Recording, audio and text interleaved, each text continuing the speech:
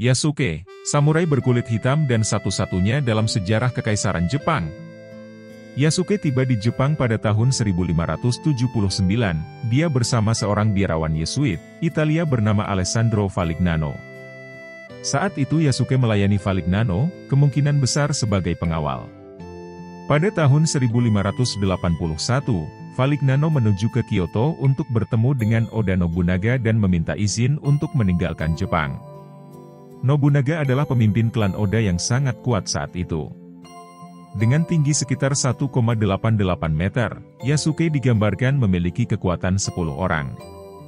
Yasuke menjulang di atas rata-rata orang Jepang pada zaman itu. Sebagaimana dicatat dalam buku harian Samurai Matsudaira Ietada, tingginya, Yasuke, adalah 6 syaku 2 san, 1,88 meter. Dia hitam dan kulitnya seperti arang. Mayoritas orang Jepang, termasuk Oda Nobunaga, belum pernah melihat orang kulit hitam. Saat bertemu Nobunaga, Yasuke ditelanjangi dan digosok, karena Nobunaga percaya bahwa kulit Yasuke hitam itu karena kotor.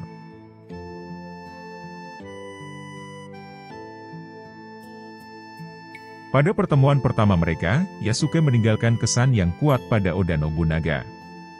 Ia juga seorang pembawa senjata dan mungkin bertugas dalam semacam kapasitas pengawal. Sejarawan berasumsi bahwa Yasuke memahami bahasa Jepang cukup baik untuk berbicara dengan Oda Nobunaga. Yasuke dengan cepat membuktikan kepada Nobunaga keahliannya sebagai seorang prajurit. Segera setelah pertemuan pertama mereka, Nobunaga menjadikannya orang asing pertama yang tercatat menerima gelar samurai di Kekaisaran Jepang. Yasuke juga salah satu dari sedikit orang yang makan bersama Nobunaga, yang menunjukkan kedekatan hubungan mereka.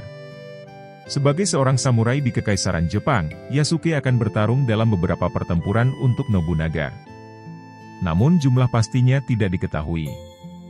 Namun, pengabdiannya kepada Nobunaga singkat.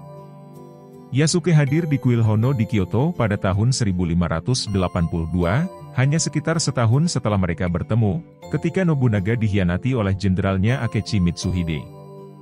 Dengan kekalahan yang sudah pasti, Nobunaga melakukan seppuku, suatu bentuk ritual bunuh diri untuk melindungi kehormatannya. Yasuke berada di kuil bersama Nobunaga saat dia melakukan seppuku. Ada kemungkinan bahwa Yasuke berperan sebagai Kaishakunin Nobunaga. Kaishakunin adalah orang kedua yang ditunjuk dalam ritual yang bertugas memenggal kepala pria yang sekarat karena seppuku.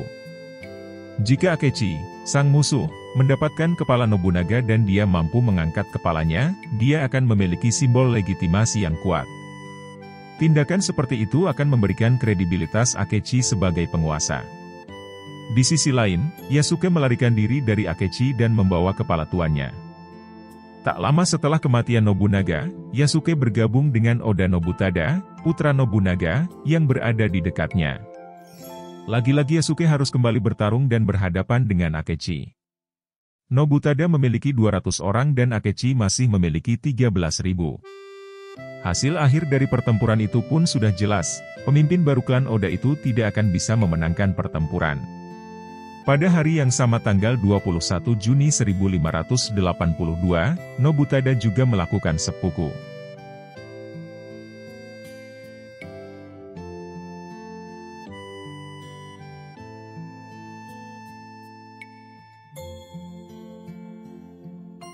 Lalu apa yang terjadi dengan Yasuke?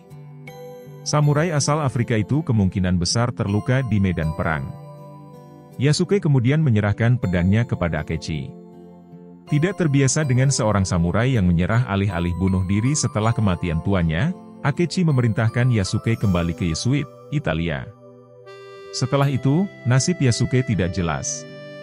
Meski begitu, kehidupan Yasuke sebagai samurai hitam di Kekaisaran Jepang telah menginspirasi buku dan film hingga kini.